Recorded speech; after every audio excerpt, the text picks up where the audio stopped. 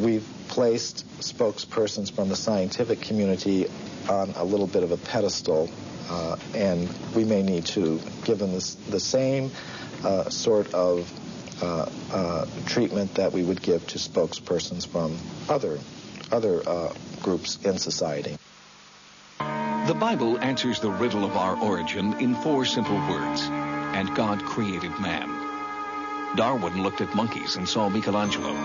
But for modern anthropologists who try to put a name and a date to the dawn of humankind, the answer is constantly changing.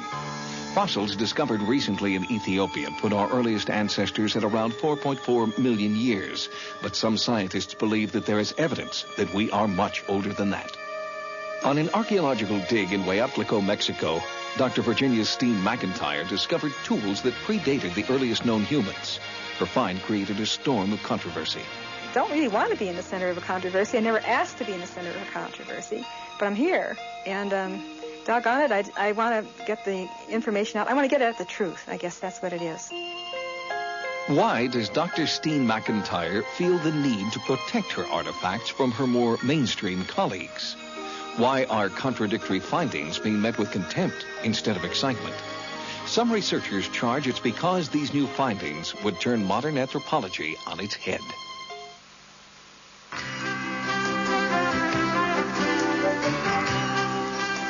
Welcome back to Talkin' Pittsburgh. Nice to have you with us. And this next segment should prove very interesting to you. How old are we?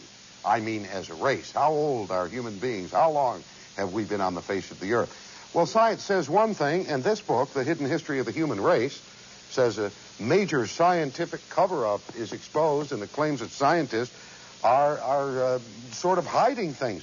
Michael Cremo is an author and researcher specializing in the history and philosophy of science, and he, along with Richard Thompson, incidentally, Richard Thompson got his PhD in mathematics from Cornell University. Michael Cremo, what is your background? More in journalism? I'm an investigative writer. Investigative writer. In other words, you did most of the writing of the book? Most of the writing and investigating. I have to give you credit for this. Here's one testimonial that says, Hidden History is a detective novel as much as a scholarly tour de force.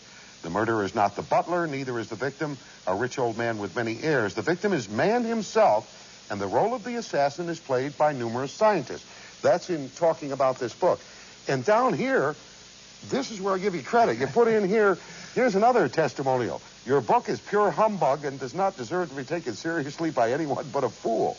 That's an anthropologist who represents the scientific establishment's viewpoint. Where do you differ with the scientific establishment in this book? Well, you're right. This book is causing shockwaves in the scientific community, and where we differ is, let's just put the facts on the table and look at them and see how they've been dealt with. Now, I can give you another example. Yeah, there is one thing, though. Yeah.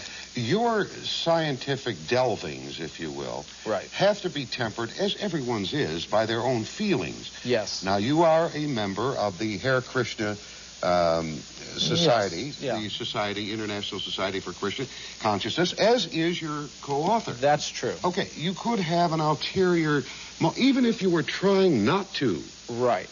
Now, Hare Krishna believes in old souls, right? I mean, that we have been here for forever. Yes. Now, yes, I am a member of the Bhaktivedanta Institute, which is the science studies branch of the International Society for Krishna Consciousness.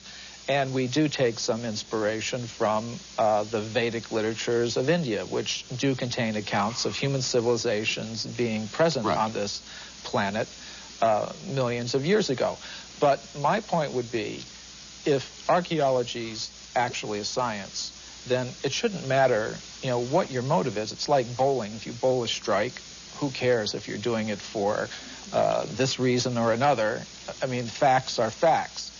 Now, the facts that we've uncovered... we know statistics